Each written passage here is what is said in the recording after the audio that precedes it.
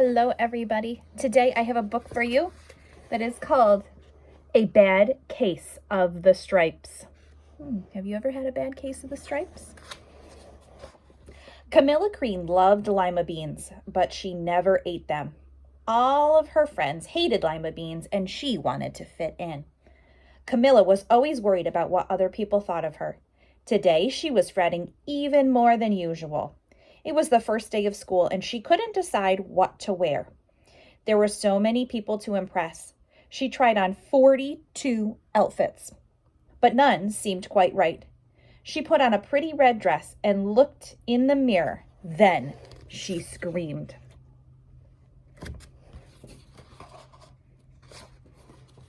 Her mother ran into the room, and she screamed too. "Oh my heavens," she cried. "You're completely covered with stripes." This was certainly true. Camilla was striped from head to toe. She looked like a rainbow. Mrs. Cream felt Camilla's forehead. "Do you feel all right?" she asked. "I feel fine," Camilla answered, "but just look at me." "You get back in bed this instant," her mother ordered. "You're not going to school today." Camilla was relieved. She didn't want to miss the first day of school, but she was afraid of what the other kids would say, and she had no idea what to wear with those crazy stripes. That afternoon, Dr. Bumble came to explain Camilla. "Most extraordinary," he exclaimed. "I've never seen anything like it.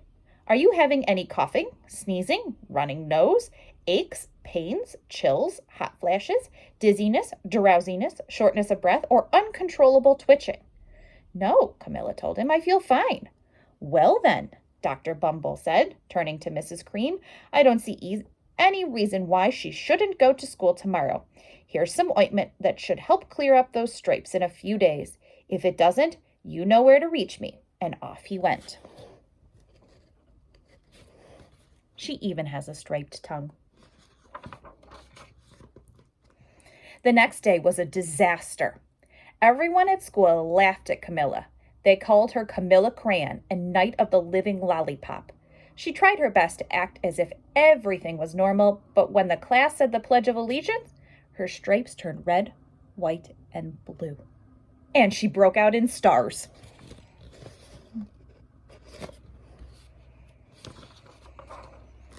The other kids thought this was great. One yelled out, "Let's see some purple polka dots."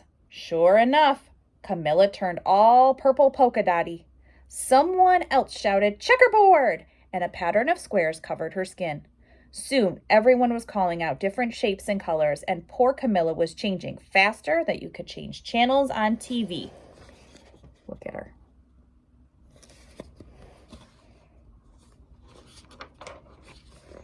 That night, Mr. Harms, the school principal, called.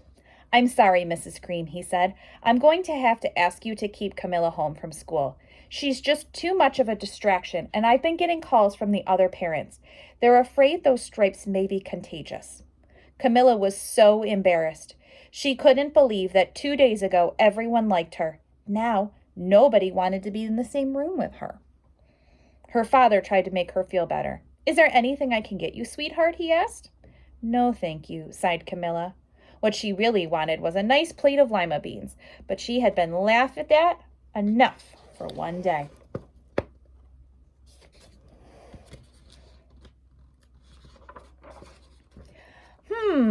Well, yes, I see," Dr. Bumble mumbled when Mr. Cream phoned the next day.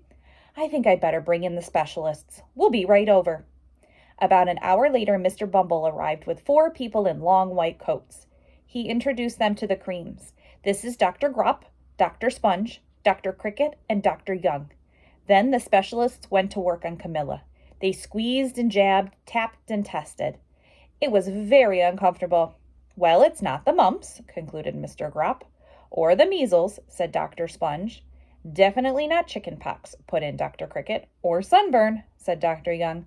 "Try these," said the specialists. They each handed her a bottle filled with different colored pills. "Take one of each before bed," said Dr. Grop. Then they filed out the door, followed by Dr. Bumble.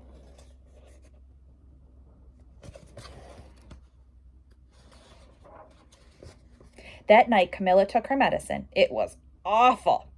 When she woke up the next morning, she did feel different. But when she got dressed, her clothes didn't fit quite right. She looked in the mirror, and there, staring back at her, was a giant, multicolored pill with her face on it.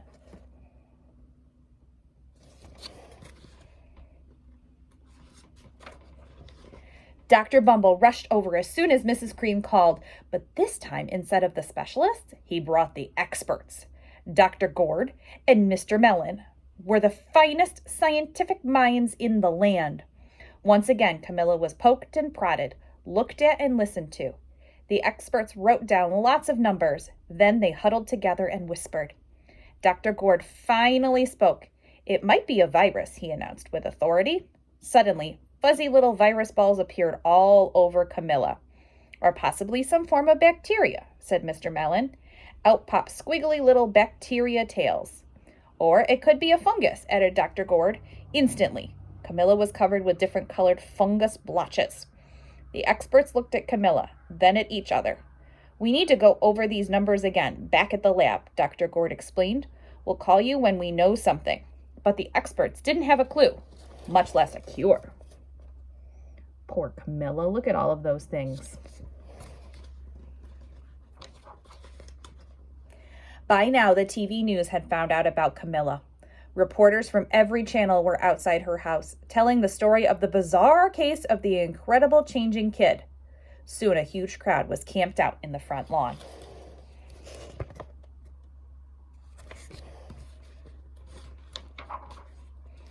The Creams were swamped with all kinds of remedies from psychologists, allergists, herbalists, nutritionists, psychics, an old medicine man, a guru, and even a veterinarian. Each so-called cure only added to poor Camilla's strange appearance until it was hard to even recognize her. She sprouted roots and berries and crystals and feathers and a long furry tail, but nothing worked. Take a look at Camilla right now.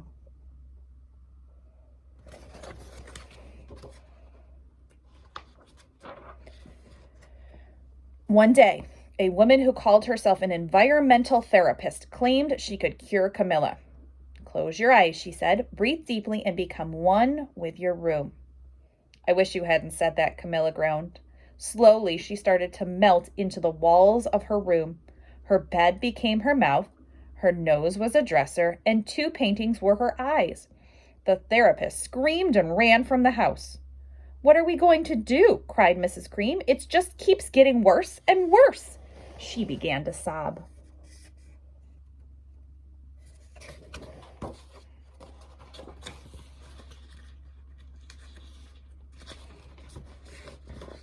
At that moment, Mr. Cream heard a quiet little knock at the front door.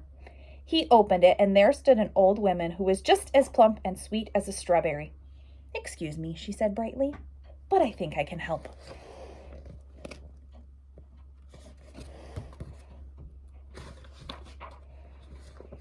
She went into Camilla's room and looked around. My goodness, she said with a shake of her head. What we have here is a bad case of stripes. One of the worst I've ever seen. She pulled a container of small green beans from her bag. Here, she said, these might do the trick. Are those magic beans? Asked Mrs. Cream. Oh my, no, replied the kind old woman. There's no such thing. They're just plain old lima beans. I'll bet you'd like some, wouldn't you? She asked Camilla. Camilla wanted a big, heaping plateful of lima beans, more than just about anything. But she was still afraid to admit it. Yuck, she said. No one likes lima beans, especially me. Oh dear, the old woman said sadly. I guess I was wrong about you. She put the beans back in her bag and started towards the door. Camilla watched the old woman walk away. Those beans would sure taste so good. And being laughed at for eating them was nothing compared to what she'd been going through. She finally couldn't stand it. Wait, she cried. The truth is, I really love lima beans. I thought so, the old woman said with a smile. She took a handful of beans and popped them into Camilla's mouth. Mmm, said Camilla.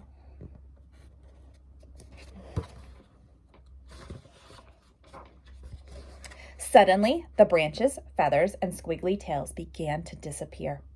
Then the whole room swirled around. When it stopped, there stood Camilla, and everything was back to normal. "I'm cured!" she shouted. "Yes," said the old woman. "I knew the real you was in there somewhere." She patted Camilla on the head. Then she went outside and vanished into the crowd. There's Camilla. Afterwards, Camilla wasn't quite the same. Some of the kids at school said she was weird, but she didn't care a bit. She ate all of the lima beans she wanted, and she never had ever touched Stripes again. I hope you enjoyed that. A bad case of the Stripes.